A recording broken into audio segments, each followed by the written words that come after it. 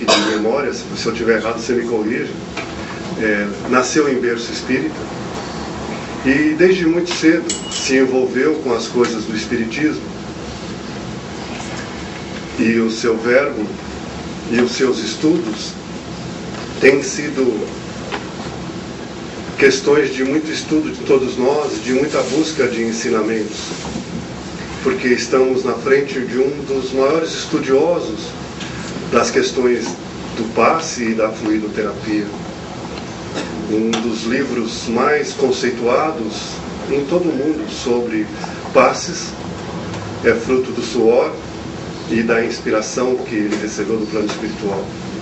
E isso para nós é uma questão de muita alegria. E hoje, com muito carinho, e esse carinho desde o momento em que ele mandou o e-mail confirmando a vinda dele hoje aqui, nós já podemos sentir, ele nos traz lições para toda a vida.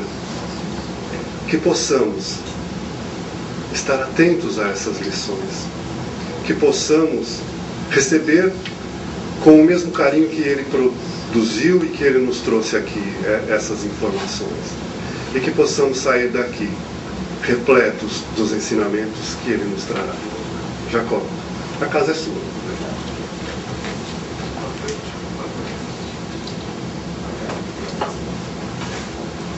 Boa noite. Boa noite. Estejamos todos em paz e harmonia. É sempre bom estar na casa espírita em qualquer lugar do mundo. Eu tenho a honra de receber a bênção de poder estar em muitos lugares. E é sempre bom porque revemos amigos, fazemos novas amizades, aprendemos muito, particularmente eu tenho aprendido muito nas minhas viagens. E de certa forma, essas viagens mostram que as grandes lições, elas estão espalhadas exatamente em todos os lugares, em todas as pessoas, em todas as situações e em todas as circunstâncias. A proposta, apesar de que está sendo apresentada a capa de um livro, não é necessariamente fazer uma divulgação do livro, é explorar mesmo as possibilidades que nós temos de descobrir grandes lições em situações que são consagradas naturalmente como grandes lições, mas sobretudo em descobrirmos grandes lições em situações que às vezes nós consideramos como banais, pequenas, insignificantes e algumas até desconcertantes nas nossas vidas. Falar de grandes lições, portanto, poderia nos propiciar, nos ensejar caminhos os mais diversos possíveis. A gente pode imaginar falar disso como queira. Vamos começar a falar pensando no que as crianças dizem, e a gente vai descobrir que existe um universo de grandes lições no mundo das crianças.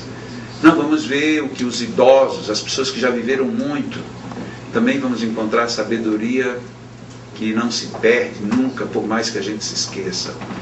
Vamos encontrar a sabedoria dos grandes economistas, das pessoas que não sabem nem ao menos somar 1 mais 1. Então tem sabedoria em todo canto. Quem se dedica às vezes a parar um pouco na televisão e assiste, por exemplo, um National Geographic, fica espantado quantas coisas se aprende vendo as obras da natureza, os animais se manifestando, como se dão as inter-relações entre tudo. Então, em todos os lugares, em todos os momentos, temos grandes lições. E dentro especificamente do campo espírita, aí então sobram grandes lições. Portanto, o caminho você escolher para falar de grandes lições, ou de lições imortais, como queira, é um caminho extremamente longo, amplo, e que possibilita a gente falar praticamente de tudo, como se queira. E isso é perigoso, porque às vezes a gente tem tanto o que ver, o que pensar, que a gente pode se perder. Por conta disso, eu preferi deixar uma sequência mais ou menos bem fechada, para que a gente tenha ao mesmo tempo grandes reflexões e também pequenas grandes reflexões. Sem ser necessariamente a construção de frases filosóficas, repetir aqueles benditos lugares comuns que sempre nos ajudam nos momentos mais tristes ou mais difíceis, mas talvez a gente descobrir aquilo que a gente vê, e de tanto a gente vê, a gente não se dá conta de que ali tem uma grande lição.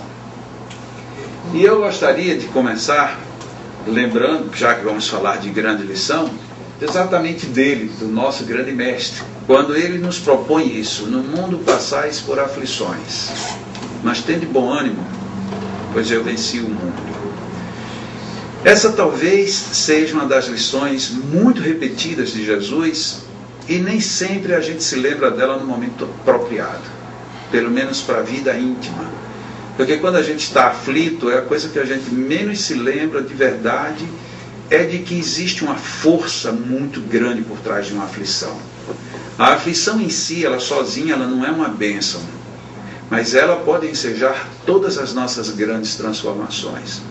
Quantas vezes na vida nós estávamos muito bem e acrescentemos acomodados, muito bem acomodados. Ou porque tínhamos um bom emprego, ou porque tínhamos uma boa família, ou porque éramos bem conceituados, ou porque tínhamos uma boa inteligência, ou porque tínhamos uma beleza física, ou tínhamos uma estética que nos favorecia em alguns pontos.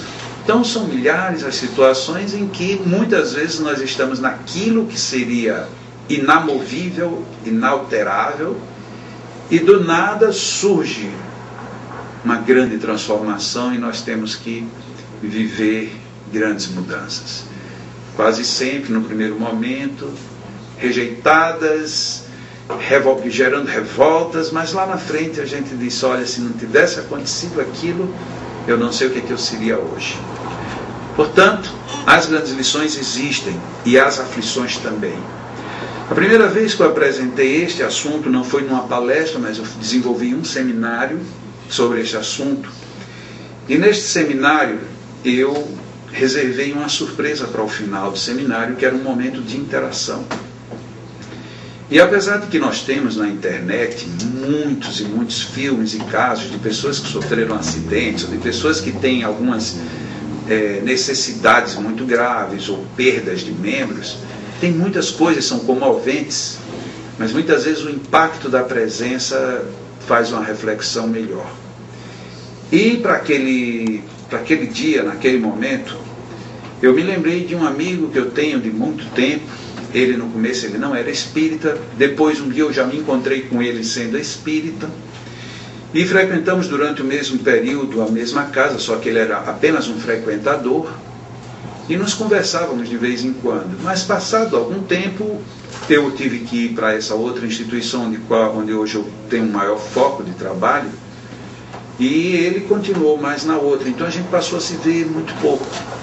E um dia eu estava vindo do sul da Bahia, precisei fazer uma conexão no aeroporto de Salvador, e estava no aeroporto de Salvador. Quando eu me sentei, normalmente quando eu estou no aeroporto em viagem assim, ou eu estou lendo ou eu estou fazendo atualmente sudoku, quase sempre. Disseram que aquilo é bom para prevenir o Alzheimer e eu estou acreditando.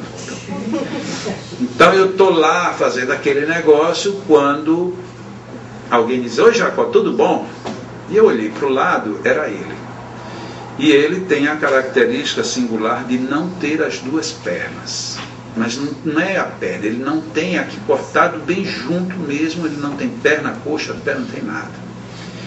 E aí ali estávamos, a gente ia esperar 2h30 pelo voo. E eu digo: nossa, tudo bom? Há quanto tempo? Você continua indo lá no centro? Ah, eu tenho ido pouco, Jacó, porque eu tenho viajado muito. Digo: legal, né? Você poder viajar muito. Ele disse: ah, Jacó, você não sabe como eu agradeço a Deus eu poder viajar muito. Porque quando eu era jovem, eu tinha 3 sonhos. O primeiro sonho era ser um bom jogador de futebol. Eu não dispensava uma pelada de jeito nenhum. Meu segundo grande sonho era eu ser um dançarino. Eu sempre amei dançar. E o meu terceiro sonho era, através de uma ou outra, conhecer o mundo. Mas um dia eu estava trabalhando e eu vinha num carro dirigindo um caminhão, eu dirigia um caminhão profissionalmente. E eu vinha muito, muito rápido, mais rápido do que eu que devia. Eu acostumado a dirigir carro, e naquele dia eu me esqueci que eu estava num caminhão. E quando eu precisei parar, não deu tempo.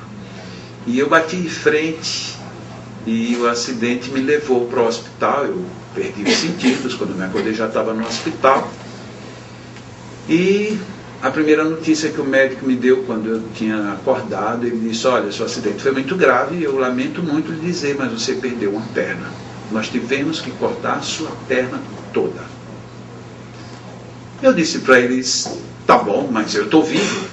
Ele disse: você está vivo, mas sem uma perna. E ele disse: eu senti um pouco de sarcasmo na palavra dele, mas o que era que eu podia fazer? Eu não tinha mais uma perna. E fiquei no hospital em recuperação, só que a outra perna começou a gangrenar, começou a perder também os movimentos. E eu estou lá no hospital, entra a médica de plantão e ela chegou e disse: olha, eu queria falar com o senhor. Pois não, que nós vamos ter que tirar a sua perna. Eu disse: tudo bem. Ela olhou para mim espantada e saiu do quarto. Mas mal ela fechou a porta, ela abriu a porta e voltou. E disse: eu acho que você não entendeu. Você já perdeu uma perna, certo? Eu vou cortar a outra. Tá certo. Você entendeu? Entendi. Eu vou cortar a sua perna. Você vai ficar sem as duas. Sim, senhora, o que a senhora quer que eu faça? Eu posso fazer alguma coisa para não ser assim? Ela disse: o senhor entendeu? Entendi. Tá bom. E ela foi embora. E ela foi meio que indignada, porque como é que você disse para uma pessoa que perdeu uma perna há uma semana e na semana seguinte vai arrancar outra? E ele diz: tá certo, tudo bem. Mas Jacó, eu queria que eu podia fazer. Eu acho que ela queria que eu chorasse.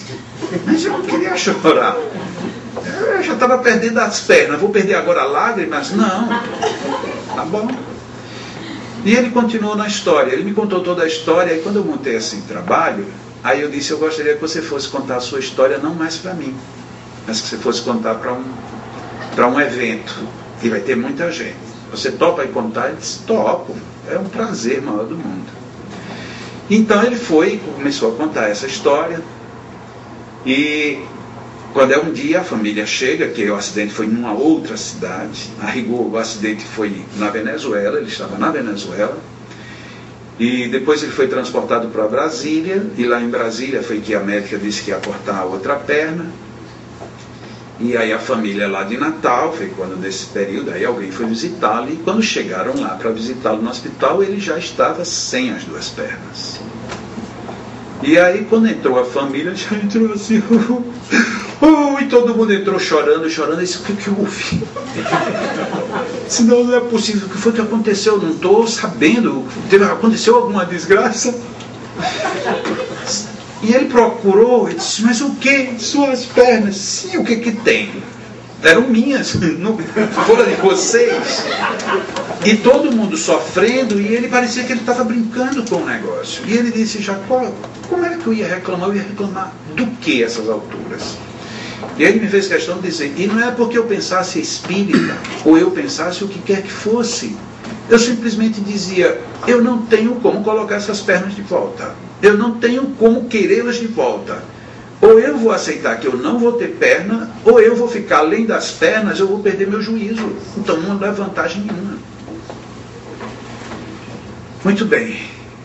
Ele disse: depois que saiu do hospital, ele disse: Jacó, só depois que saí do hospital foi que eu me dei conta de que eu não ia poder mais jogar bola, nem dançar. E com isso o meu sonho de conhecer o mundo foi embora. Porque se eu trabalhando, eu já não conseguia, já tinha ido trabalhar na Venezuela para dizer em casa que já tinha morado no exterior. Ainda bem que aqui nos Estados Unidos ninguém vem para cá por conta disso, né? Graças a Deus. Mas esse foi o caso dele. Então ele já estava feliz, porque ele já tinha conhecido a Venezuela. E agora? Agora, sem chance, né? O resto do mundo. E o que é que eu vou fazer? Casado, com mulher, com filha? Eu vou fazer o quê? Sem pernas. Aposentado, sem grande coisa. Você jovem, aposentado, deve ser um sonho de desesperado, porque eu acho que deve ser a pior coisa do mundo, você muito jovem e aposentado sem poder fazer nada. E aí ele disse que o irmão dele chegou num outro dia, e o irmão chegou e entrou chorando. Ele disse: não venha chorar não venha chorar, porque o negócio foi em mim. E aí a família daqui a pouco estava numa boa, ele conseguiu dar moral para todo mundo. E aí ele conta isso aqui, na hora que o irmão saiu, ele se lembrou que tinha que agradecer a Deus. Aí ele agradeceu a Deus por ter acontecido aquele acidente com ele. E agradeceu de verdade, porque se fosse com o meu irmão, ele teria se matado. Então aconteceu comigo porque eu podia suportar a coisa. Então, em vez de ele ficar com raiva de Deus porque ele perdeu 2 pernas, ele se lembra de Deus para agradecer porque perdeu as 2 pernas e não o outro. Quando a maioria de nós, quando nós levamos uma pancada, a gente dá uma topada e diz, meu Deus, por que em mim? Ou seja, a gente quer jogar em qualquer pessoa. Ele tinha perdido as 2 pernas, talvez ele até tenha pensado, nunca mais eu dou topada, quem sabe? Mas o mais interessante é que no final ele falou tudo isso. E imagina pessoas de cadeira de rodas ali em cima, contando da sua história. E diz, como eu não podia fazer nada, eu descobri que existia uma equipe chamada Paraolímpica, uma equipe de para-atletas.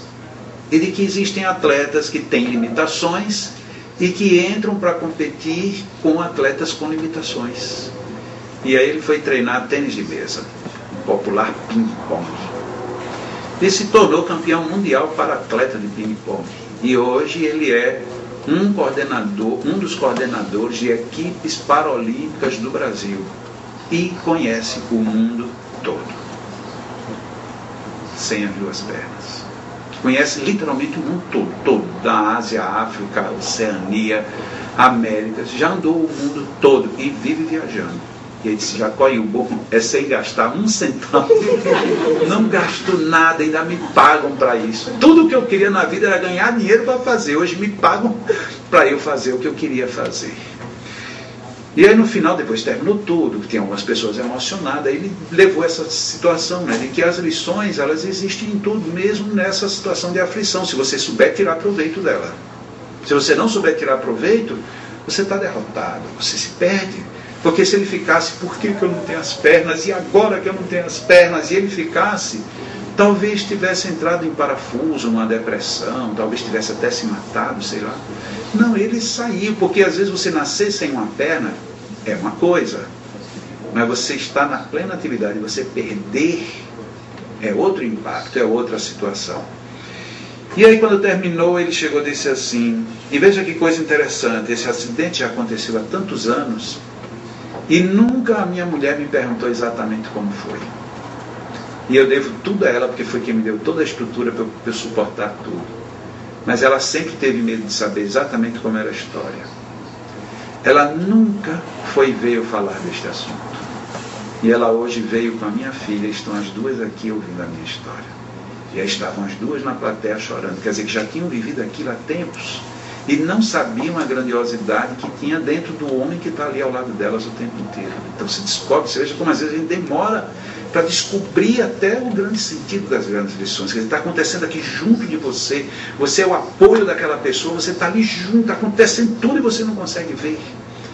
E aí, quando eles terminou, todo mundo foi cumprimentado, foi muito legal. Eu vou, desço com ele, e levo ele lá para a mulher, abraço a filha, parabenizo e tal. E digo de toda a minha alegria de ter vivido aquele momento pela 2ª vez, que lá em Salvador eu já tinha vivido no aeroporto. E agora eu estava vivendo com mais riqueza, porque ele contou outras coisas que não tinha contado. Ele disse, já que você disse que eu contei coisas que eu não tinha contado, então eu vou contar uma que eu nem lhe contei lá e nem contei aqui. Eu digo, eu já estou imaginando o que seja. Vindo de você, vai vir qualquer coisa. Ele disse, olha, um dia eu estava num aeroporto, e eu, como eu estava sem a cadeira de roda, eu estava sentada numa cadeira, e fica estranho, que todo mundo que passa, vai passando, e quando olha, ele para e olha. Aí olha para mim e olha para as minhas pernas. Então, para mim não tem nenhum desconforto, porque eu já estou mais que acostumado. Mas eu vejo que as pessoas ficam elas entram em choque. E para evitar das pessoas ficarem meio chocadas, eu me sentei, eu levo uma manta e cobri a manta. Como quando o aeroporto lá estava frio, eu deixei a manta cobrindo minhas pernas. Mas se você olhar atentamente, você vai ver que não está cobrindo as pernas, porque ela não vai até onde deveria ter joelho. Então a manta, ela acaba antes. E eu pensando que eu estava escondendo, eu estava aumentando mais ainda a curiosidade das pessoas. Aí eu tinha uma prótese que eu estava tentando ajustar para andar, mas eu não conseguia, tanto que até hoje eu continuo sem prótese, que eu não consegui me equilibrar, porque não dá, o que sobra da perna aqui, o movimento é muito pouco para você colocar uma prótese, então eu não tenho como me movimentar.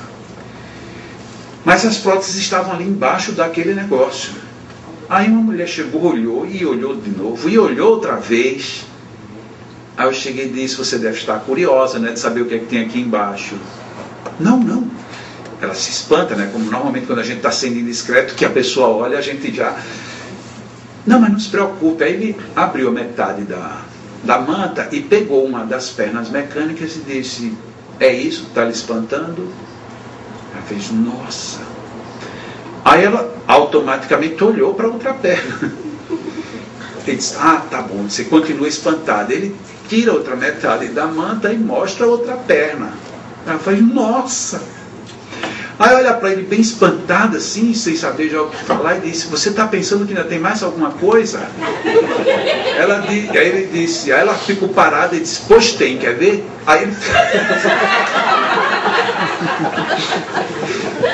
E a mulher saiu disparada, né? Lógico que ele não tinha uma cabeça postiça. Isso foi excelente, porque aí você sai do contar uma história como eu estou contando aqui, porque eu contando é engraçado, agora você imagina o próprio contar e você dizer: meu Deus, e eu vim para cá pensando que aquela minha dor de cabeça era a pior coisa do mundo, né? A pessoa está nessa situação e está trazendo vida, ele está tirando lições, sabe lá de onde é que ele foi buscar tantas lições e joga a lição, porque numa história dessas, se você fica atento, você tem lições de todo tamanho, de todo jeito. Ele assume que dirigiu equivocadamente, ele assume que freou na hora errada, ele assume que foi precipitado. Quer dizer, em nenhum momento ele tirou para dizer: não, mas é porque vinha um outro cara e aí eu tive que frear. Não. Isso é que é o bonito da história dele. Uma história, entre aspas, comum, narrada de uma forma comum, mas que a gente vai acompanhando e cada coisa que ele vai colocando tem uma grande lição. Portanto, grandes lições mortais, elas existem em tudo, em fatos dolorosos como esse, que aí casa com o que Jesus propõe. No mundo passais por aflições, mas tende bom ânimo. Eu venci o mundo, significando dizer, todo mundo vai passar por aflição, mas se você tiver bom ânimo, ou seja, resistência, você vai vencer também. Para mim, ele é um vencedor. E não só para mim, para uma multidão de pessoas. Ele é um exemplo. Imagina um homem desse, chefe de uma delegação de esportista, e um chegar e dizer: ah, mas eu vou mais essa competição, quem sou eu? E epa, quem sou eu? Nada. Olha, eu não tenho pernas.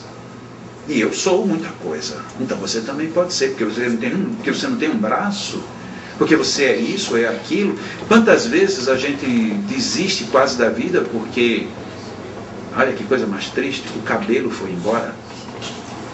Tem pessoas que ficam desesperadas porque o cabelo está caindo, né? É sério. Ele está rindo porque ele deve entender do que eu estou falando.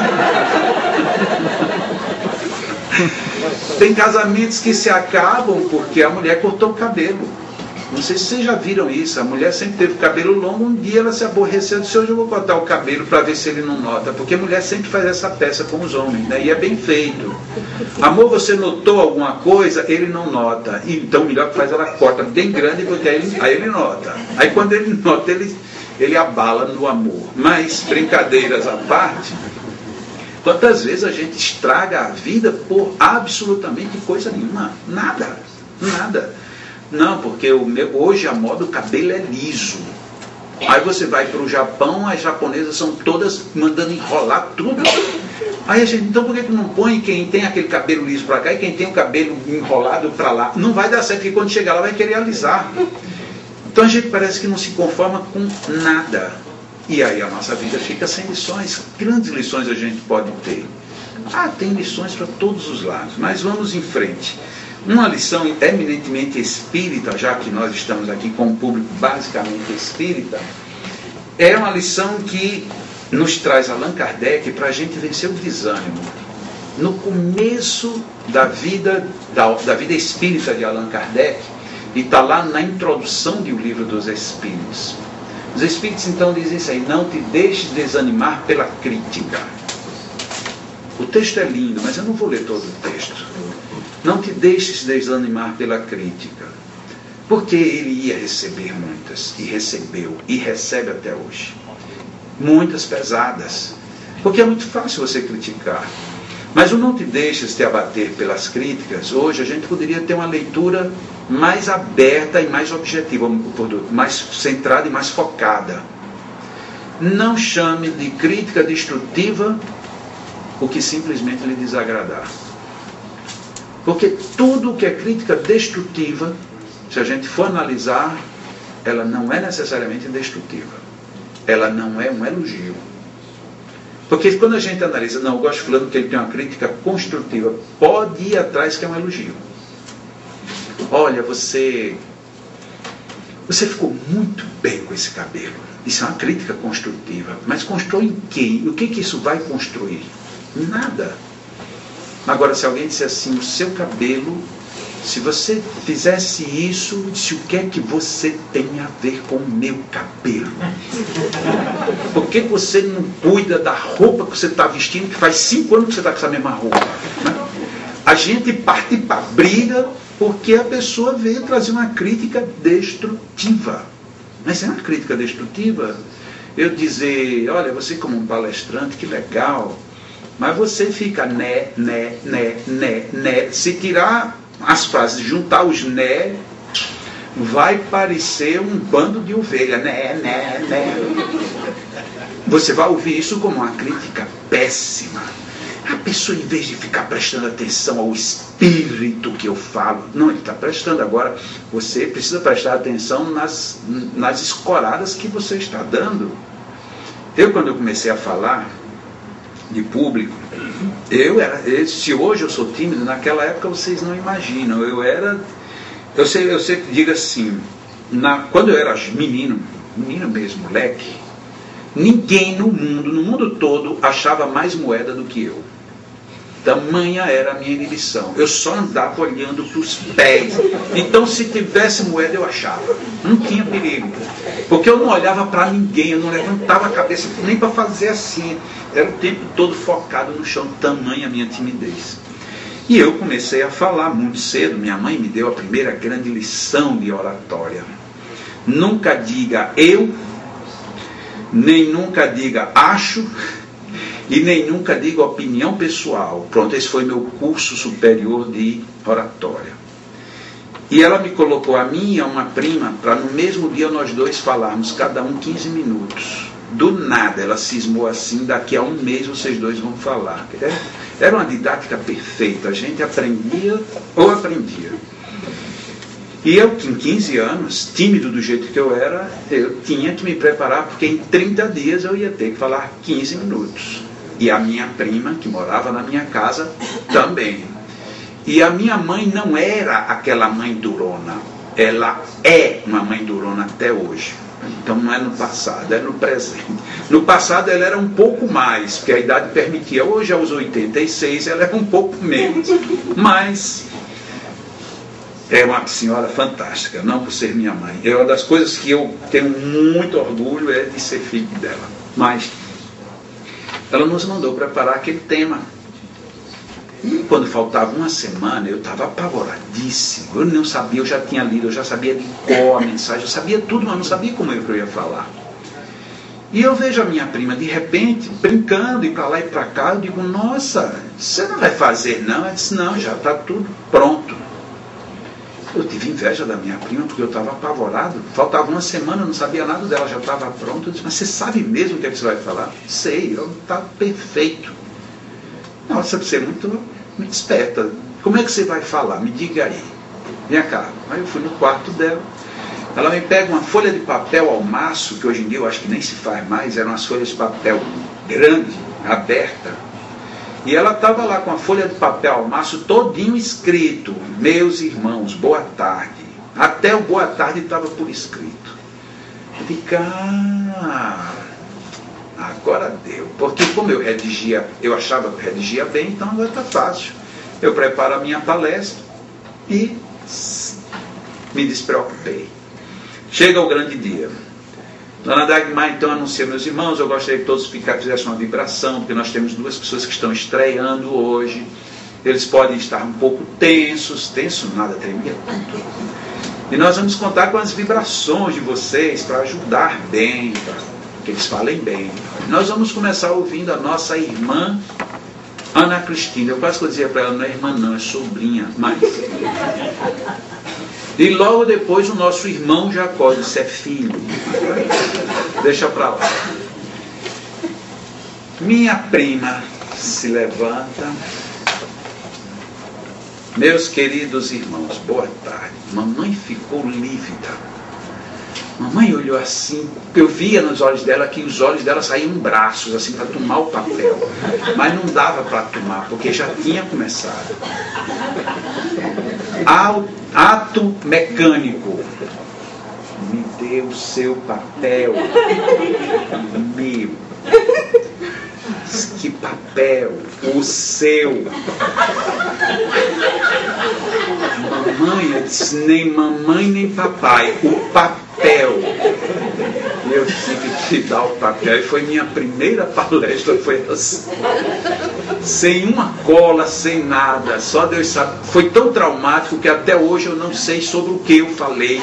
Eu não sei nada, eu não me lembro, não consigo me lembrar da minha primeira palestra. Não tenho a mínima ideia. Foi o maior trauma. Eu acho que depois daquela era para eu nunca mais ter falado. Mas não podemos nos desanimar. Nós temos que ter ânimo. E foi a proposta dos Espíritos para Kardec, que é a mesma proposta de Jesus. Tendes aflições, mantenha o bom ânimo. Como o bom ânimo? Vencendo principalmente essas críticas. As críticas que são duras. Entretanto, são elas que nos motivam. Porque se todo mundo diz: olha, foi legal, é bom, a gente fica feliz. Bom, eu fiz algo bom, ou fiz algo bem feito, está ótimo. Ok, e o próximo, como é que você vai fazer? Ah não, eu já sou bom, eu já faço tudo bem. Cuidado, porque você vai levar um tropeção. Mas se alguém chegar para você e dizer: olha, você fez bem, mas poderia ter feito melhor. Mas que cara exigente. Pois é, essa é uma crítica construtiva. Então nós temos que ter uma abertura, para começar aqui como uma grande lição essa. Tudo que a gente receber como crítica destrutiva, a gente repense. Não repense na hora, porque na hora a gente está com a emoção conflituosa. Mas depois pense. E mesmo que a gente não queira pensar, é terrível. Porque se você fizer uma coisa, se todo mundo lhe elogiar, todo mundo, e um disser alguma coisa contra, você vai dizer: como é que foi lá? Diz: olha, se não fosse por uma pessoa, e pode dizer que é ela quem vai ficar, como quem diz, você vai ter que melhorar por conta daquela. Então as críticas, elas são úteis, desde que a gente saiba tirar bom proveito. Os aplausos são bons, mas nem sempre a gente tira proveito dos aplausos. Um grande violinista, um dos maiores do mundo, certo dia ele fez uma apresentação solo, ele e um violino, que é um instrumento delicadíssimo para você prender alguém por mais de 1 hora, sozinho, você e um violino, não é para qualquer músico. E ele, durante 1 hora e 15 minutos, arrancou lágrimas, sem abrir a boca, só ao som do violino. Contam os historiadores da música que foi a mais perfeita apresentação de violino jamais registrada. E no final, várias pessoas vão ao camarim parabenizá-lo. E uma senhora entra e lhe diz: olha, eu chorei de emoção. Diz: muito obrigado. Eu daria a minha vida para tocar como você tocou. Disse: pois é, eu dei a minha. É uma lição que a gente não pode esquecer. Quantas vezes a gente acha que o outro está num ponto legal? Tá, mas ele fez para chegar ali. Então, você quer chegar ali? Faça. Não é fechado para que qualquer pessoa chegue numa grande produção. Agora, você tem que enfrentar críticas, porque quantas vezes ele, apresentando aquilo, ele errou, ele falhou, e música às vezes é inclemente. Se você toca piano, você tem uma infinidade de teclas, e tem uns pianos que parece que quando acaba ainda tem outra extensão. E você vai tocar 1 hora, mas não pode, num deslize, seu dedo bater de relance numa outra tecla, porque alguém vai dizer: olha, ele errou aquela nota. e é impressionante.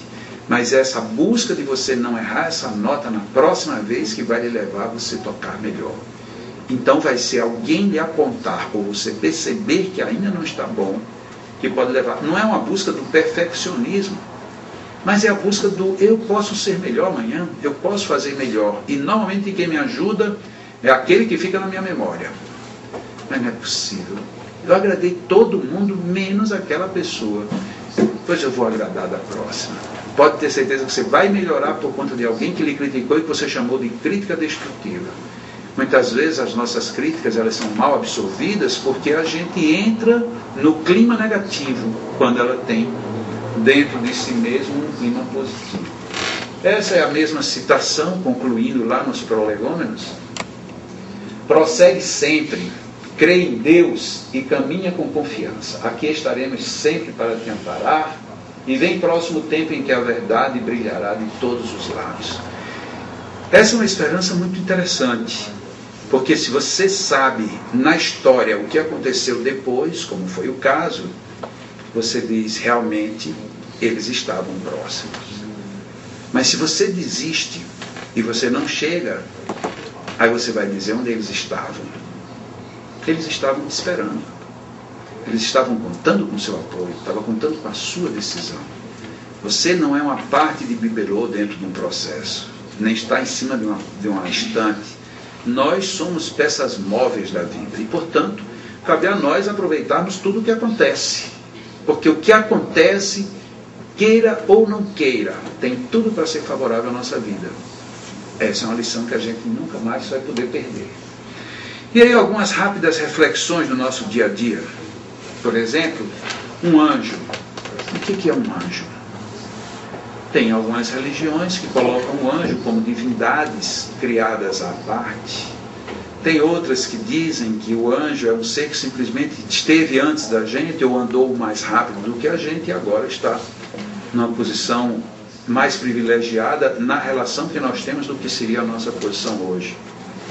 E a gente aprende, inclusive dentro do contexto espírita, que todos nós, sem exceção, todos temos um anjo de guarda. Então é interessante saber que todos temos um anjo de guarda. Que pena, se não me ouves, não me vês e por isso não me sentes. Isso é um anjo talvez pensando. Será que ele tem razão, um anjo, de pensar isso da gente? A gente não ouve o anjo, a gente não pensa no anjo, a gente não sente o anjo. Não vamos falar das outras religiões, mas nós espíritas, nós temos uma ligação muito mais íntima e talvez até mais prazerosa com aqueles que nós chamamos de obsessores. Porque com o anjo de guarda a gente não tem contato com esse indivíduo. É impressionante. A gente estuda, e se você não é espírita, você é católico, você tem um anjo de guarda também. Não, mas eu nem sou católico, nem sou espírita, eu sou protestante, e o protestantismo também me dá um anjo. Ah, mas eu nem sou católico, nem espírita, nem protestante, eu sou judeu, você também tem um anjo. Nossa, então por que quase todas as culturas religiosas do mundo nós temos um anjo? Mas a gente não acredita nisso, a gente não se lembra deles quase nunca. Quantas vezes a gente já parou para se lembrar? Quando a gente se lembra do anjo, é aquele anjo que não é um anjo, é um milagre que tem sobrando no céu e que um dia vai cair na minha cabeça. E a gente então perde o sentido do anjo de guarda. Quanto a gente ganharia se a gente se lembrasse do anjo de guarda, lembrasse dele, sempre lembrasse que existe. Não, mas e se não existir? Bom, ele vai gerar pelo menos uma reflexão tão boa, íntima, que mesmo ele não existindo, essa conexão com o que seria angelical já me melhora o astral. Mas a gente não, a gente tem uma unha cravada, isso é coisa de obsessor. Só pode ser que é para tirar minha paciência. A gente tem uma coceira na cabeça, é para poder tirar minha concentração, portanto é coisa de obsessor. Eu estava com sono e não consegui dormir, é o obsessor. Eu era para estar aqui, fui para acolá, foi o obsessor. Então a gente tem o nosso anjo de guarda se tornou o nosso obsessor. Por quê? Até porque a gente descarrega tudo nele, né? Ter obsessor tem suas vantagens. Eu fiz uma grosseria, o Marcos Jacó, disse, não, mas foi o meu obsessor que na hora estava dele. Não, porque você sabe que eu jamais faria uma grosseria dessa com você. Acho que aí a gente não abre mão desse obsessor. Então o obsessor ocupou o lugar do nosso anjo de guarda. E depois a gente diz que está desprotegido. Como é que a gente está desprotegido? Eu não vejo, não sinto, não ouço. Porque eu quero ver, sentir e ouvir como uma pessoa. Lógico, muitas vezes tem pessoas nas nossas vidas que são verdadeiros anjos. Não necessariamente o anjo guardião. Então a gente perde muito, às vezes, só por não pensar que temos um anjo. Quanto da nossa vida mudaria? Eu de repente, peraí, vamos me lembrar que eu tenho um anjo. Deixa eu me lembrar dele. Se eu tiver, será que ele vai se espantar de eu me lembrar dele agora? A gente não faz esse tipo de pergunta. Uma religião, opa, calma meu irmão. Uma religião, eu posso não produzir grandes reformadores, isso para qualquer religião. Mas eu poderia fazer grandes transformações se você quiser que me abraçar. Porque o Espiritismo é notável, mas qualquer religião é notável, se você quiser abraçá-la. O problema é que a gente não quer uma religião para estar abraçado com ela. Até porque a gente vai para a festa, aí eu vou levar a religião comigo. Não, a religião fica em casa, fica lá no centro. A gente não quer. E quando alguém perto da gente abraça uma religião, não no sentido de viver dentro da igreja, mas levar a igreja dentro de si para qualquer lugar, a gente começa a rotular logo, porque é mais fácil. Se eu rotulo que você é exagerado, se eu rotulo que você é radical, se eu rotulo, eu não preciso ser igual a você. Então é melhor lhe rotular do que eu tentar entender o que você é. Então a gente rotula muito e perdemos a lição. Eu não preciso ser igual absolutamente a ninguém. Mas se eu quiser ser inteligente, eu posso aproveitar tudo de todo mundo, sem nenhum esforço. O Brasil é conhecido no mundo das lutas como um grande país do jiu-jitsu. E o jiu-jitsu nada mais é do que a sabedoria que você tem de usar a força do seu adversário.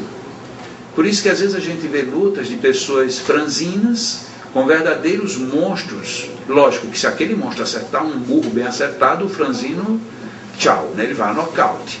Só que ele sabe se defender. E aí aquela pancada que vem com força, ele reverte a força contra o próprio adversário. E aí está a sabedoria. Muitas vezes a nossa luta, a nossa vida é um pouco dessa filosofia. Eu não preciso gastar muito a minha energia, desde que eu saiba aproveitar a energia do outro, sem ser necessariamente do chamado jeitinho que a gente tanto se acostumou. Quantas coisas a gente pode fazer aproveitando o outro? Quanto a gente pode aprender vendo, ouvindo, sentindo o outro? Aqui nos Estados Unidos, eu sempre conto essa frasezinha, porque para mim ela é muito reflexiva. Umas crianças ficaram de escrever sobre Deus numa escola. E uma criança escreveu a singularidade. Deus, você consegue amar todo mundo? Eu não entendo. Lá em casa só somos 4 e eu não consigo. Veja que lição grandiosa. Quer dizer, ao mesmo tempo eu estou reconhecendo o meu limite, estou reconhecendo a grandiosidade de Deus, eu estou vendo que existe todo um processo para ser desenvolvido. E o que é mais grave, se você imagina isso numa criança, se ele está dizendo que são 4, então um é ele, o outro provavelmente dentro de uma família tradicional, a mãe e o pai, sobrou talvez ou um outro irmão, ou um tio, ou alguém. Então, em tese, teoricamente não era para eu ter nenhum trabalho. Porque se o meu pai e a minha mãe se juntaram por amor, eu sou fruto do amor e o outro está dentro do quadro do amor, como é que eu não consigo me amar nesse circuito? Aí fica difícil de fato eu entender Deus, e Deus que ama a todos. Como é que o senhor consegue? Eu não consigo, só somos 4 e dá um trabalho. Veja que lição fantástica a gente pode pegar de uma criança dizendo uma frase solta quase, né? Quase sem ela nem perceber a profundidade filosófica que se esconde por trás de tudo isso, uma profundidade moral, um convite a uma mudança total dos nossos valores. Por que será que eu não consigo vivendo eu, você, você e você? Por que eu não consigo amar? suficiente para que isso não me seja pelo menos tormentoso. Por que eu tenho que ter o tormento de lhe amar, quando o amor não se propõe a isso? Porque muitas vezes a gente simplesmente nem para pensar, é muito mais cômodo dizer, não, eu não gosto e pronto, eu sou assim. Não, nenhuma árvore pode dizer eu sou assim, porque ela cresce, ela muda. Quem está aqui hoje, como eu, que chega agora de repente, aí eu vejo aqui o outono visível. Porque no Brasil, em poucos lugares, a gente tem um outono visível. Aqui você vê o outono. Quer dizer, vê as árvores mudando a tonalidade das folhas, vê as folhas caindo e a gente fica até, mas por que será que caem as folhas? A gente não para pensar nem nisso. É uma lição exuberante. As árvores sabem que depois disso virá o inverno, e o inverno é um lugar muito frio, vem com neve. E se ela tiver folhas, a neve será mais retida e ela pesará mais e poderá lhe quebrar o tronco. Então ela, já sabendo que vem a neve, ela se despede daquilo que lhe é dispensável, para poder ter estrutura suficiente para suportar o que vem. E se eu me comparo com a árvore, eu vou dizer, a árvore é mais inteligente do que eu. Porque eu sei que eu vou ter uma bronca, pois venha. E aí penso que eu estou preparado, eu estou totalmente despreparado. Eu, em vez de me desarmar, como uma árvore faz no outono, eu, pelo contrário, eu digo, agora vou pegar o restante das minhas folhas para segurar o inverno, vai ser muito pior. Aí ela perde as folhas por isso. Um outro chega e diz, mas não é por isso. Ela perde as folhas para poder proteger, fazer um colchão para isolar o frio da raiz. E se a gente for pensar, tem quantas coisas observando um fenômeno bobo. Outono. Eu prefiro a primavera, que está tudo verde, bonito. Tá, mas se uma árvore quiser ser primavera no outono, ela está perdida. E a gente não percebe que nós passamos na vida por estações também. Nós temos os períodos de inverno, temos os períodos de verão, temos os períodos de outono. E não é necessariamente que o outono é o fim da vida, ou a primavera é... Porque a primavera, ela não começa na primavera. A floração, ela começa antes da primavera. Mas o que veio antes da primavera? Em que sentido eu posso entender isso aplicado à minha vida, ao meu dia a dia? A gente não observa. Eu um dia criticava, concordando com a opinião de um grande humorista brasileiro, que estava conversando com outro grande, Jô Soares. Ele dizia, me diga bem, sem querer desrespeitar o movimento ecológico, se acabarem as girafas do mundo, vai fazer falta a quem? Eu ri, e realmente eu digo, ele tem razão. Qual é a falta que vai fazer girafa? Vai fazer falta para um circo ou para um zoológico só? Porque eu nunca vi ninguém dizer, bom, se não tiver girafa, o mundo agora vai aumentar 3 graus de temperatura. O mundo vai... E aí eu ri, achei engraçado aquilo, e absorvi o conceito, e de vez em quando eu dizia, e eu até me divertia com isso, né? E ele, no mesmo programa, ele diz assim, e o hipopótamo? Me diga qual é a falta que faz o hipopótamo. E eu me diverti com aquilo. Um dia eu fui participar de um seminário no sul da Bahia, numa cidade chamada Itabuna. E eu fiquei hospedado na casa de um grande amigo que é um dos maiores biólogos do mundo. E é uma pessoa extremamente simples. Ele, inclusive, viveu muito tempo aqui nos Estados Unidos, tem filhos que ficaram americanos, né, nasceram aqui, melhor dizendo. Mas ele disse, não, eu prefiro o Itabuna. Então, a ciência dele, bom, o que eu preciso desenvolver, eu desenvolvo aqui, se interessar para alguém, é aqui mesmo, tá. Mas é uma pessoa muito simples mesmo. Aí você conversa com ele, você jamais sabe que aquele homem tem o conhecimento e a experiência que ele tem. E eu estava lá conversando com ele, e lá para as tantas, ele conversando, e ele começou a contar algumas coisas de vegetação, depois entrou para o reino animal. Mas ele tudo dizendo, mas de uma forma rica, sabe aquela coisa que quando o outro está falando daquilo que sabe, que vive, mesmo que você não tenha qualquer afinidade, a gente começa a beber, né? Eu fui me encantando com tanta sabedoria, com tanta lógica, até que eu me lembrei dessa história da girafa. Eu disse, eu queria então lhe fazer uma pergunta, mas eu já fiz o ar de riso, porque eu me divertia com a história da girafa. Disse, me diga para que serve uma girafa, se uma girafa desaparecer. Ele disse, Jacó, até as girafas são mal aproveitadas, por isso é que elas precisam viver muito, para um dia a gente aprender a aproveitá-las. Eu ri de novo. Eu disse, como será o meio de transporte do futuro? Olha, que palhaçada. Eu tinha nada que perguntar um negócio desse. Era para eu ficar sério e dizer, me diga o resto. Mas não, eu ainda estou imbecil achando que uma girafa não serve para coisa nenhuma. E falando com autoridade. E eu me achando tal, afinal de contas, eu estou concordando com Chicanísio e Jô Soares. Eu era o terceiro elemento. Quem era ele? Pois é, Jacó, as pessoas ainda não entenderam para que serve uma girafa. Mas ainda vão entender, agora só vão entender se tiver girafas. Aí, eu digo, deixa eu ficar sério, porque eu acho que deve ter alguma coisa. Eu digo, doutor, me diga, e para que serve mesmo uma girafa?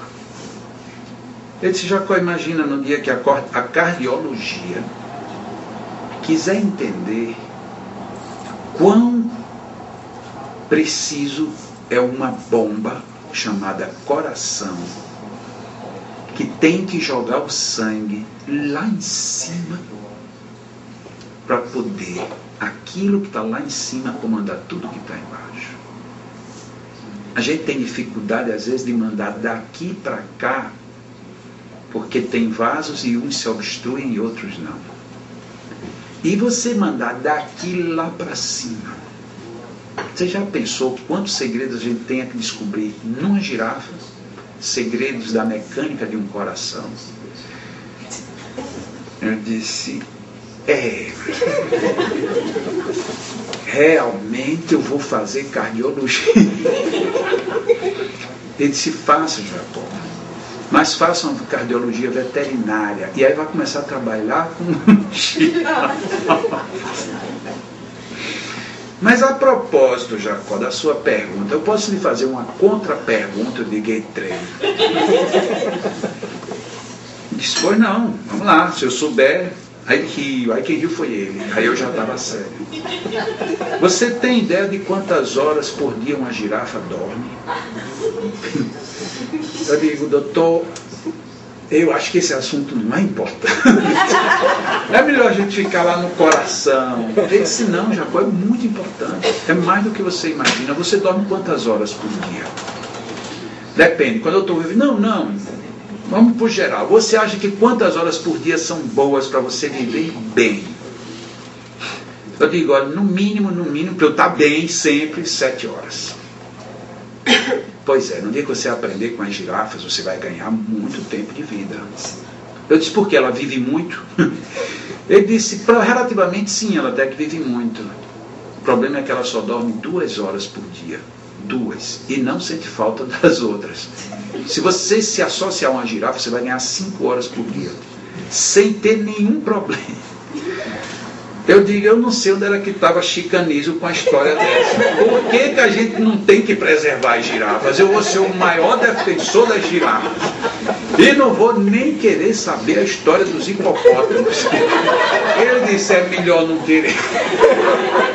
Vamos deixar para lá. E ali, você veja, numa brincadeira, que grande lição a gente tem.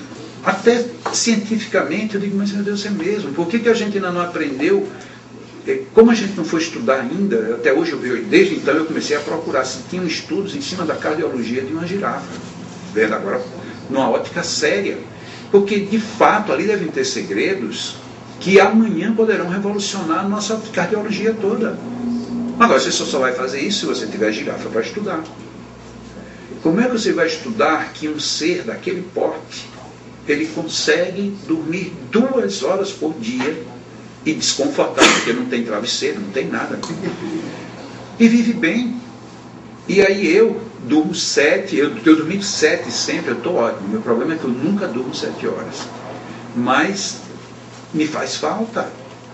Já pensou se eu chegasse a ser uma girafa? Eu estaria progredindo. Já pensou? Podia ficar aqui até mais tarde, depois mais tarde, quando todo mundo estivesse dormindo, aí eu ia resolver um monte de coisa que sempre se acumula, E de manhã, quando todo mundo tinha saído acordando, eu já estava ligado há muito tempo, e o coraçãozão, né?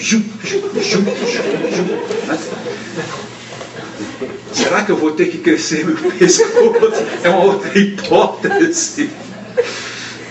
Então, imagina agora, se uma girafa, ela pode mudar uma estrutura geral, mudou primeiro o meu conceito, né? Porque eu sou pró-ecologia. Mas eu não via o sentido de... Porque, tudo bem, vamos ter uma girafa, até para a gente saber que um dia teve girafa.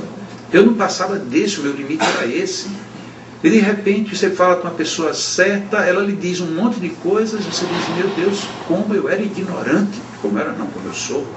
Como é que eu não via nada disso? E quantas vezes a gente não vê nada do que está ali juntinho da gente? A gente está muito limitado na aparência, até na nossa vida. A minha vida, eu costumo dizer, não, mas eu sou isso. E aí a gente, quando vai na filosofia de Sócrates, eu não sei quem eu sou. Mas peraí, você não sabe? Não, eu não sei nem o que eu não sei, nem o que eu sei. Mas esse foi um gênio. O gênio é o que diz que não sabe, e eu digo que sei. Então tem alguma coisa errada. Porque se ele era um gênio por dizer que não sabia nada, então que gente sou eu que digo que sei e não sei? Ah, o senhor sabe quem é que o senhor é? Eu disse, não sei.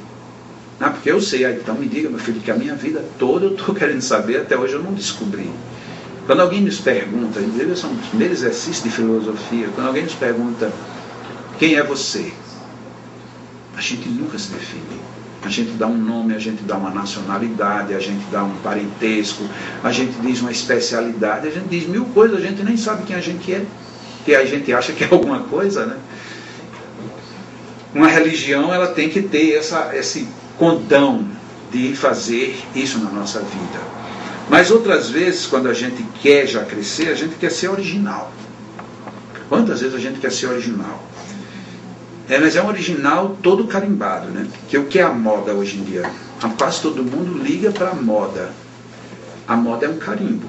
Então você diz, não, olha, eu estou vestindo essa roupa aqui que eu estou na moda. Pois é, alguém disse que era para você vestir, você nem percebeu.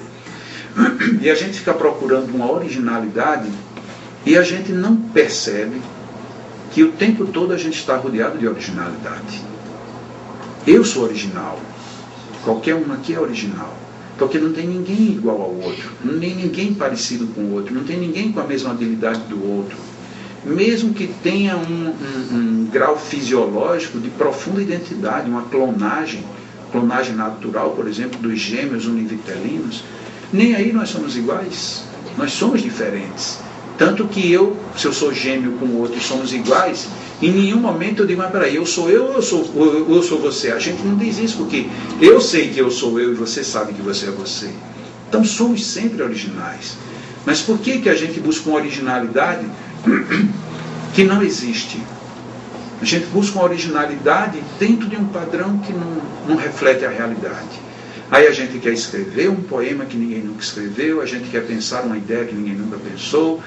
Por quê? Porque no fundo a gente não está querendo ser original, a gente está querendo ser mais. E aí perdemos a lição do ser menos. Porque quantas nossas dificuldades são porque eu estou querendo ser exatamente aquilo que não me diz respeito. E vamos em busca dessa originalidade falsa que não nos leva a muito canto. Uma coisa mais original do que essa, uma criança brincando com uma bola de sabão. Isso é uma coisa simples. Quantas vezes a gente não já viu isso? Quantas vezes não fomos nós, essas crianças lindas, que fizemos isso, que somos desse jeito? E aí a gente se esquece disso. Eu sou pequeno, eu sou pequena como criança. Mas eu tenho o que você precisa voltar a ter. Jesus já disse isso. Sermos crianças. Quando nós vamos a um psicólogo, a um psicanalista, nós vamos buscar isso de novo. Quando nós estamos desesperados na vida, a gente tem que voltar a ser criança. E aí a gente tem a criança o tempo todo na nossa vida, mesmo que eu não tenha filhos, sempre tem criança por perto. E nós não conseguimos dar conta. Olha que coisa mais grave, centro espírita. É uma paz, como está aqui agora. Mas se uma criança entrar ali correndo, pode estar falando quem quiser aqui, não é Jacorão, qualquer palestrante, põe aqui. E quanto melhor tiver o tema, quando essa criança entrar, a gente vai dizer: Jesus Cristo, segura, que Deus paz dessa criança. A gente fica aqui, nem mexe os dentes, porque é difícil a gente administrar. Por que é difícil administrar? Porque ela consegue ser espontânea. Ela consegue dizer: isso daí não me interessa. E ela não está dizendo para ele agredir, ela está dizendo simplesmente porque isso não me interessa. E aí a gente se revolta, porque como me interessa, eu não posso entender que alguém não se interesse.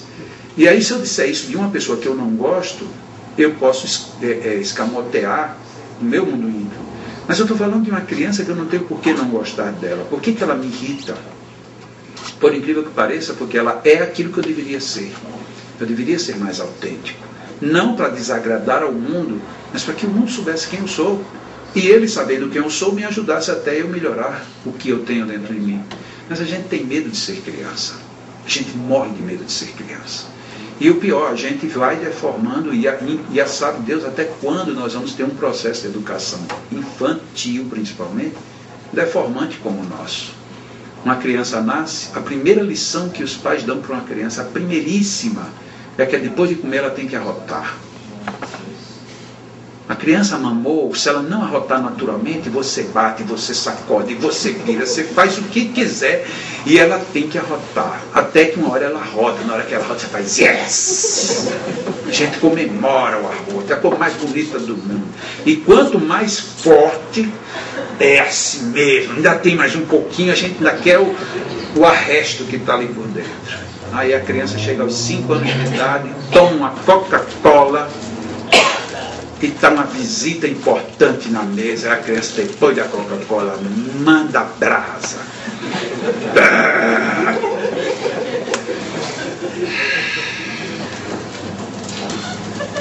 Você me ensinou isso, a primeira lição que você me ensinou, como é que agora é errado? Então veja, a gente vive um mundo deformado de valores. Desde essas coisas bobinhas, a gente não minta, você não pode mentir. Ah, tá, não posso mentir. Vai lá, meu, ver quem é. Pois não, seu pai está aí. Ele está lhe dizendo que não. Coitada da criança, é uma tristeza, porque a gente cria deformações, isso é um problema. A gente vai vivendo um mundo deformado, a gente cria um mundo deformado, e aí quando chega a hora da gente ser criança, a gente não sabe, porque a criança guarda a dificuldade que a gente tem, para ela é simples. Não gosto mais de você, nunca mais eu falo com você, nem me chame que eu não vou mais na sua casa. O que foi que houve? Não gosto, quero mais saber. Porque há 10 minutos você ouve uma gritaria. O que foi que houve? Estão lá os dois brincando. Acabou a raiva. A gente, hoje em dia, não precisa você dizer muita coisa.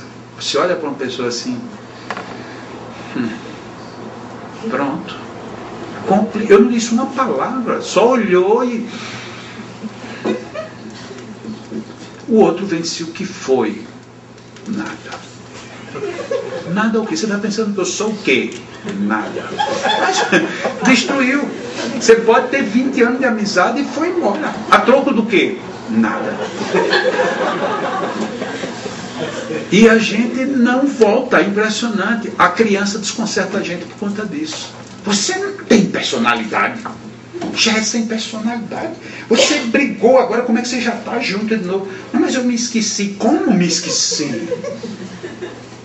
Então a gente tem medo de ser criança. E a gente precisa tanto voltar a ser criança. Tanto. Isso faz tanta falta a gente. Não é ser criança de ser irresponsável, ou de simplesmente fazer do jeito que é para fazer, ou da hora que quer.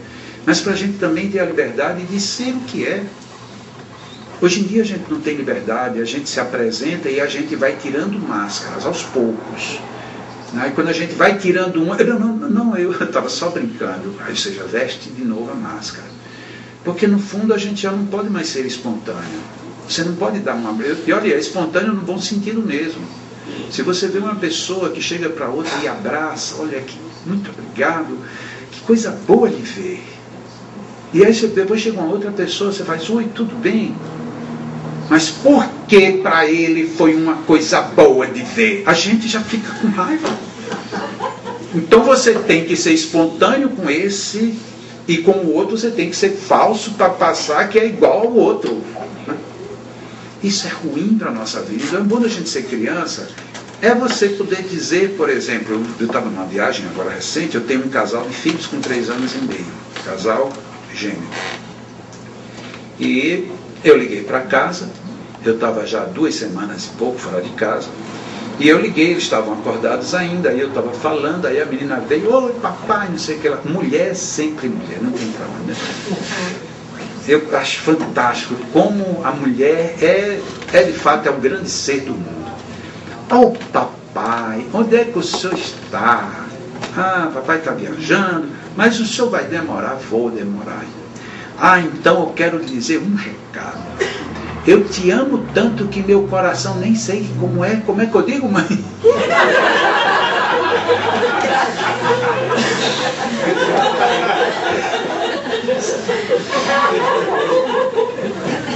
Aí, lógico, eu fiquei emocionado, digo, mas é muito legal.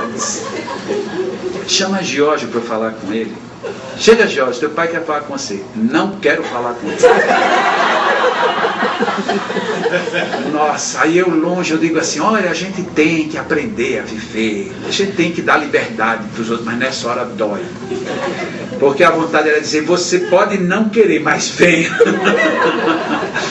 E aí você tem que acreditar, não, ele não quer. Ele não quer, seja lá porque for, porque vai brincar, ou porque está cansado, ou porque talvez esteja até tão desconfortável nele a saudade que ele prefere não falar, sei lá o que, ele não quer. Então ele diz, a criança diz, e nós não dizemos. Nós fazemos o que? Chegou, está querendo falar aqui com você. Oi, tudo bom? Uma criança não faz um negócio desse, portanto ela não tem a consequência disso, ela não passa por esse trauma. Aí a gente vê uma criança numa bolinha de sabão, diz, meu Deus, eu já passei por isso, eu via uma bola de sabão e ali eu descobria literalmente o universo. O meu universo era uma bola de sabão e não me importava se o universo desaparecesse, porque eu poderia fazer novo universo, novos universos. E aí a gente vive sem esse sentido infantil, sem esse sentido de pureza, perdemos a oportunidade de ser crianças, né? E eu também não vou matar vocês aqui com tantas reflexões. Uma outra reflexão que as árvores nos ensejam, né? Nem sempre eu dou sempre.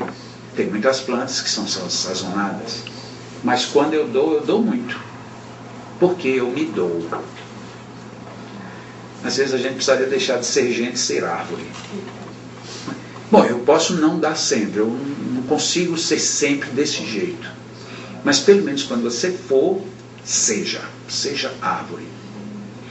Como por exemplo, um grão de milho não se transforma em grãos, ele não se transforma numa espiga. Um grão de milho se transforma num mundo de milhos. Será que a gente consegue fazer isso? Será que eu, quando me doar para a vida, para a natureza, bom, eu sou o quê? Eu sou alma, eu sou ser, eu sou superioridade. Dentro da inferioridade que eu sou ser superior. Se eu sou um ser superior, se eu quiser ser um milho, eu tenho que me multiplicar no que eu sou superior. Porque do contrário, eu vou ser uma árvore infértil. E aí nisso Jesus deixou um exemplo fortíssimo, que ninguém coma de ti fruto algum. Então, será que a gente consegue ser um pé de milho, uma mangueira, um cajueiro, um coqueiro? Será que nos nossos atos a gente está conseguindo pelo menos multiplicar o que a gente tem? Já que a gente brotou, a gente já está aqui, qual é a época do ano em que você propõe a dar? Nas férias é perigoso. Deixar para dar só nas férias é perigoso. Porque nas férias a gente quer aproveitar. Mas olha lá, se você quer dar nas férias, dê-se, doe-se. Você seria no máximo uma árvore sazonada. Mas você não é uma árvore. Você é um ser Então doe-se como ser, e doe-se sempre. Quando Jesus discute a questão do perdão, 70 vezes, 7 vezes, ele ali está dizendo que não é limite inferior o nosso limite. O nosso limite é por cima. Aquele a quem mais foi dado, mais será pedido. Aquele a quem foi dado 5 talentos, ele trouxe mais 5.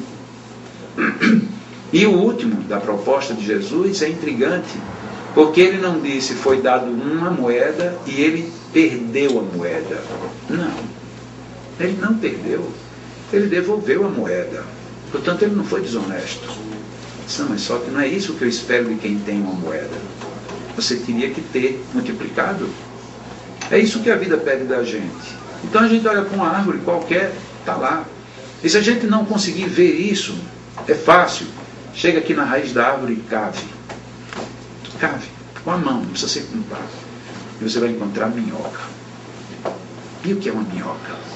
Para muita gente, um ser nojento, mas que tem um mundo de lições para a gente. Deus olha para a gente, até se a gente estiver debaixo do chão, porque Ele está olhando para uma minhoca. E se Ele olha para uma minhoca e dá vida para uma minhoca, é porque essa minhoca tem um papel ali debaixo do chão. Como é que eu estou acima do chão e Ele não está olhando para mim? Tá. Mas a minhoca está desempenhando o papel dela. O que cabe a mim é desempenhar o meu, como o que cabe à árvore. E eu posso aprender com a minhoca? Posso. Solo que não tem minhocas, a fertilidade é mínima. Então a minhoca tem um papel fundamental, não é na vida de uma árvore, é na minha vida. Porque graças a ela tem a árvore, graças à árvore eu tenho qualidade de vida. Será que a gente desempenha às vezes um papel de minhoca? Nós estamos subterrados. Estamos subterrados. Muito obrigado. Dentro das nossas limitações psíquicas, emocionais, morais. Mas por que a gente não aproveita, já que a gente está lá embaixo, pelo menos não dá vida pelo que está ao redor? É o exemplo que a gente pode tirar de uma minhoca. Ah, mas eu não gosto nem de pensar numa minhoca. Tá bom, o que você acha de uma lâmpada? Uma lâmpada? Sim, uma lâmpada, daí uma lâmpada acesa. Seja uma lâmpada. Na hora que você estiver em choque, ilumine onde você estiver. Ah, mas esse é o papel de uma lâmpada. Pois é, e o seu qual é? É de apagar? Então veja que a gente tem lições em absolutamente tudo, o tempo inteiro. Seja uma pessoa má, a gente aprende. Não devo ser, porque é muito ruim ser desse jeito. Todo mundo, olha, quando a gente vê alguém diz assim, olha que coisa ridícula, ela está ensinando para a gente. Tem uma das imagens aqui, que eu já nem vou passar mais, em que tem um pato feio, mas horroroso. E ele diz assim, você está rindo porque eu sou feio? Mas se eu fosse um presente, por que você me abriria? E aí depois ele complementa dizendo assim, você abre um presente porque você quer saber o que tem lá dentro. Por que você não abre uma pessoa feia para saber o que tem lá dentro? Olha que lição. Então eu posso olhar uma pessoa, eu não sou cego de achar que aquela pessoa é bonita quando ela não é. Tudo bem, mas qual é a lição que eu tenho ali? No meio espírita, para encerrar, às vezes a gente perde as oportunidades das grandes lições espíritas. Um dos maiores resgates que o espiritismo fez foi com a doutrina da reencarnação. E nós espíritas temos trabalhado muito mal a reencarnação. A gente trabalha a reencarnação para dizer, olha, você está sem perna porque está pagando um erro. É da outra encarnação. Você nasceu cego porque era da outra encarnação. Você é feio desse jeito por conta da outra encarnação. Ou seja, a reencarnação ela é usada como uma palmatória. Nada mais do que isso. E eu perguntei um dia para uma pessoa que ficou totalmente embaraçada, falando exatamente de uma pessoa muito feia. Isso aí tem que ser um débito reencarnatório. Eu digo, você tem razão. Agora, uma pessoa muito bonita é o que da outra reencarnação? Aí a gente para assim, peraí, porque se você ser feio é um castigo, você ser bonito é o quê? O que foi que lhe causou na outra que agora você veio como bonito? Aí a gente para e diz, epa, mas espera aí, então quer dizer que não é pelo fato de eu ser feio que isso necessariamente é uma punição reencarnatória. Eu posso ser feio por 1000 fatores, alguns a ver com vidas passadas e outros sem ter nada a ver. Tem muita gente que olha para mim com inveja e diz, como é que alguém é tão bonito como Jacó? Eu não posso fazer nada. O que eu posso fazer? Mas tem gente que acha que o outro é feio e acha que isso é Deus que estava com raiva. E aí a gente tem às vezes transformado a reencarnação de uma forma muito punitiva. Quando eu vejo que a reencarnação é a forma abençoada de Deus renovar oportunidades. Então quando alguém diz assim, não, você não tem merecimento, digo, olha, esse pensamento está errado. A não ser que você seja Deus. Se você for Deus, você pode dizer que é um merecimento. Mas se você não é Deus, esse argumento está falho. Porque na hora que Deus, grandioso como Ele é, Ele me impor uma limitação, e sendo Ele o responsável, esse Deus seria o Deus mais covarde do mundo, porque Ele é tão grande que eu não teria nunca meios de combatê-lo. Então isso é uma luta sem sucesso nunca. O que pode acontecer é Ele ter me dado um caminho para eu enxergar algo que eu não estou enxergando. E para isso nem é merecimento, nem é falta de merecimento, é o uso que eu vou dar para isso, como aquele amigo que eu contei a história. Ele poderia ter achado que Deus ficou com raiva dele, que na última encarnação ele foi um bandido, que cortou pernas. Você pode imaginar o que você quiser. E se foi isso? Não importa. O que importa é que ele passou e está sem as pernas e não está lhe fazendo falta nenhuma. Porque ele encontrou utilidade para a vida sem as pernas. E outras pessoas que podem perder outras coisas. Nós podemos dar utilidade. Como diz uma filosofia relativamente simplista. Não importa em quantos pedaços lhe trituraram. O que importa é o que você vai fazer com o que sobrou. Isso é que é o importante. Porque senão, a vida não tem sentido. Na hora que o meu sentido de vida é eu ter uma cadeira, eu ter um destaque, eu ter um título, eu ter uma aparência, a sua vida está num risco, você está num fio muito perigoso.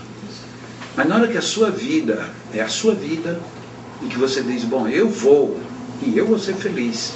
O mundo não está feliz, mas eu vou ser feliz. O mundo não está bom, mas eu estou bem. O mundo não é o melhor, mas eu estou fazendo de onde ele ser. Nada, ninguém, absolutamente nenhuma ocorrência destruirá o seu sentido de vida nessa situação de grande lição. Porque a grande lição, resumindo tudo, está na proposta, mais uma vez, de Jesus. Quando, às vezes, até de uma forma muito acanhada, a gente interpreta, conhecereis a verdade e ela vos libertará. Que verdade ele está falando? As letras da Escritura, o discurso de um pastor da vida, a mensagem que veio diretamente do mundo espiritual para mim. Que verdade ele estava falando? Não é nenhuma verdade externa, é uma verdade interior. Porque se ele diz que para amar a Deus a gente tem que amar ao próximo, e para amar ao próximo tem que ser como eu me amo, então se a maior relação que nós temos no nosso nível intelectual e emocional, que é com o maior de todos, que é com Deus, começa em mim, onde estão as grandes lições da nossa vida? Hoje, cada um de nós podemos descobrir lições inesquecíveis, imortais. Não precisa ninguém sair daqui e buscar nenhum livro, não precisa assistir nenhum filme, não precisa pensar em nenhum religioso, ninguém. Olhe para si. Aqueles momentos que foram duros e que vocês depois descobrem que foram momentos abençoados. Aquelas situações que a gente imaginava que nunca iria vencer, e venceu. Aquelas outras que a gente teimosamente está dizendo, mas eu não mereço. Descubra que você merece. E a gente pode descobrir um mundo enorme de situações positivas, de lições. Mas temos apenas esses ajustes. Você tem tudo. E ainda tem Deus, ainda tem as religiões, ainda tem um anjo de guarda, E tem os exemplos todos da natureza ao seu redor. Então as grandes lições imortais, eu ousaria dizer, não estão no Evangelho, não estão nos livros espíritas, não estão nos livros religiosos, não estão nos grandes romances, nos tratados de filosofia, mas Santo Agostinho, no Evangelho segundo o Espiritismo, ele deu a dica. Quando fores deitar, pensa tudo o que fizestes, vê tudo o que precisa ser refeito, agradece pelo que foi feito de bom e programa agora para corrigir tudo que tem que ser corrigido, porque as grandes lições estão no livro de cada um de nós. Se nós fizermos isso, nós seremos exemplos, se não para o mundo exterior, mas para o nosso mundo, de lições imortais, que tenha sido útil e não apenas relaxante essas reflexões. E pelo que vocês viram, pelo que nós vimos, temos um mundo muito grande de lições. Cada um pode hoje aqui sair com a sua própria lição. Os espíritas, se quiserem, que tal começar a reler o livro dos Espíritos? Os não espíritas podem ler qualquer livro, mas procurando o bom. Recentemente, eu já disse que ia terminar, né? Recentemente uma pessoa disse assim: o vento que sopra o mar, fazendo uma onda subir e quebrar. O vento que é soprado pelas asas de uma ave pequena que aprende a voar. O vento que é produzido a partir de um coração que pulsa, e como tem movimento, ele agita. Muito pouco, mas ainda aí o vento se movimenta. E tudo isso tem um dom transformador da vida, porque todos os ventos transformam. Mas a vida só é transformada por uma única onda de vento, aquela que é vinda da alma e que, portanto, vem do amor.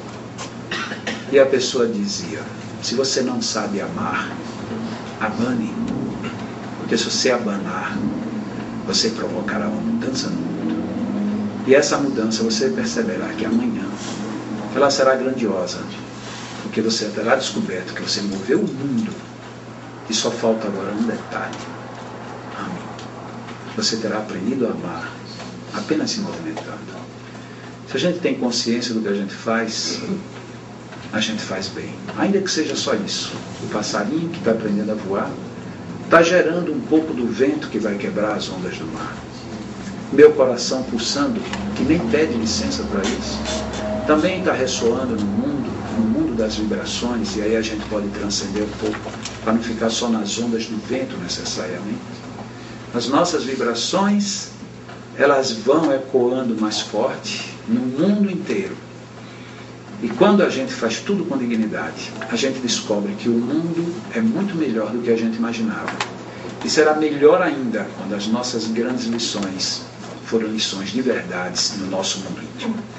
Que Deus esteja sempre em nossas lembranças, nos lembremos dele, agindo com amor, com harmonia. Porque é tudo isso que ele nos dá. Basta apenas a gente ter consciência. E viveremos em paz. Muito obrigado.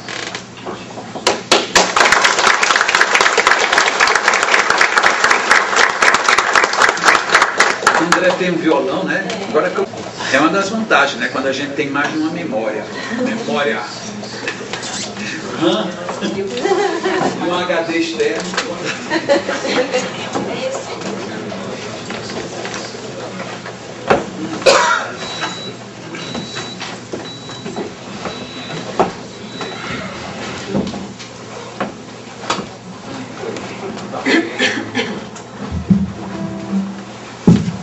Um pouco inibido quando eu vou cantar junto de pessoas que são mestres na música, mas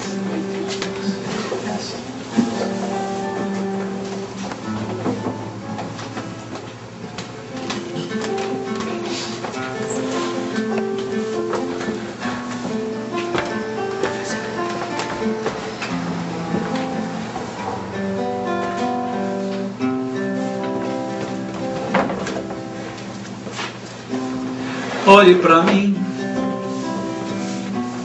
preste atenção. Vou lhe contar uma história de amor. Ele chegou, falou assim: o céu lhe dou, se você quiser. Basta fazer o que eu fizer,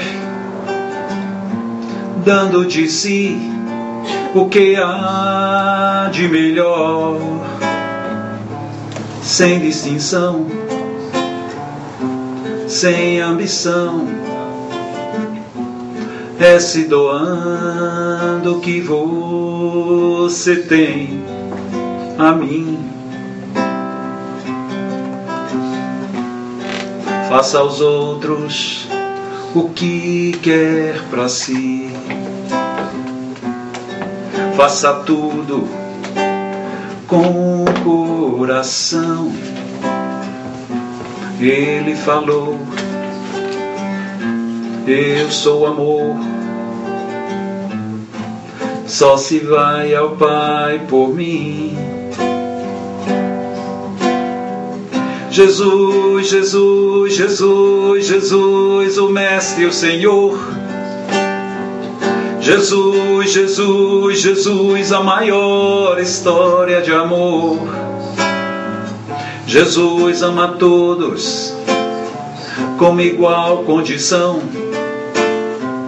Viver seu amor é o caminho da sublimação. Jesus, Jesus, amigo, irmão, mestre, Senhor. Jesus, Jesus, profeta, exemplo vivo do amor. Jesus, Jesus, a tua fala, fala de amor. Jesus, Jesus, vivendo bem, te presto louvor.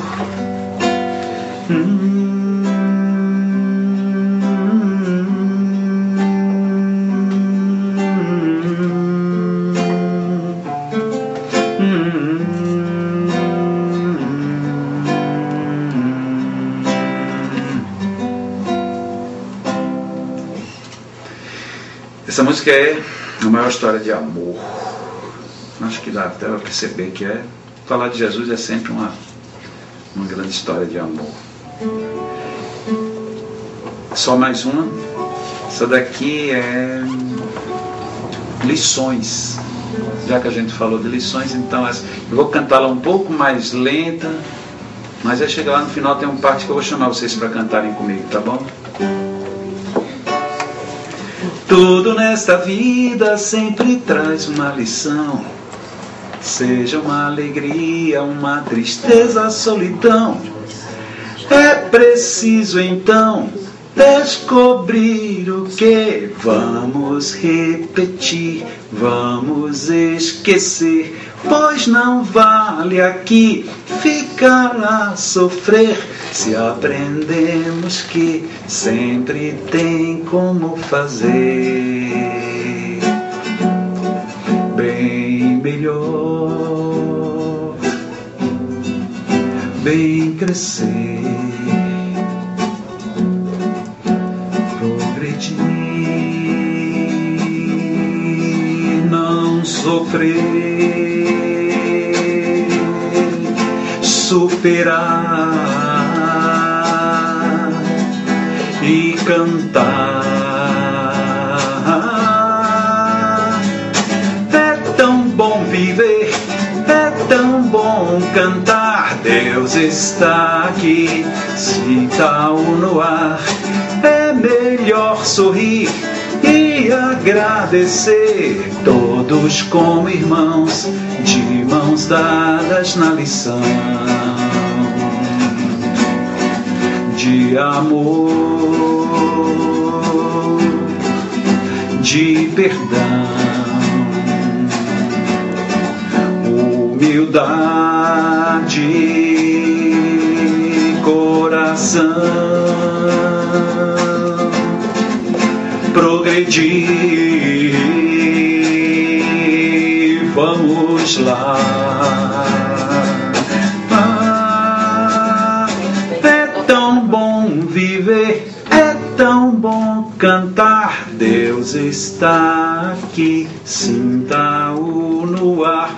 É melhor sorrir e agradecer, todos como irmãos, de mãos dadas na lição. Agora vocês cantam aí? É bem fácil.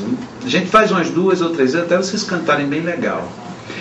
Eu sei que se eu estivesse na Bahia, eu nem precisaria ter pedido nada disso, mas eu tenho que reconhecer que eu estou um pouquinho mais ao norte. Mas é fácil, ó. É tão bom viver, é tão bom cantar. Deus está aqui, sinta-o no ar. É melhor sorrir e agradecer, todos como irmãos, de mãos dadas na lição. E aí já emenda. Bora ver se dá certo. Se der certo, aí a gente faz uma outra para valer, tá bom? É tão bom viver, é tão bom cantar. Deus está aqui, sinta-o no ar. É melhor sorrir e agradecer, todos como irmãos, de mãos dadas. É tão bom viver, é tão bom cantar. Deus está aqui, sinta-o no ar. É melhor sorrir e agradecer, todos como irmãos, de mãos dadas na lição. É tão bom viver, é tão bom cantar. Deus está aqui, sinta-o no ar.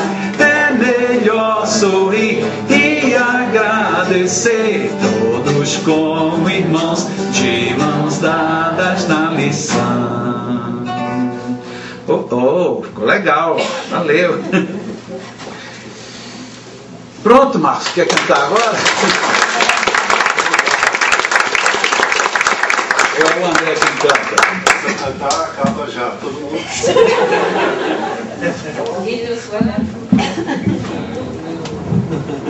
Melhor do que cantar, eu vou agradecer.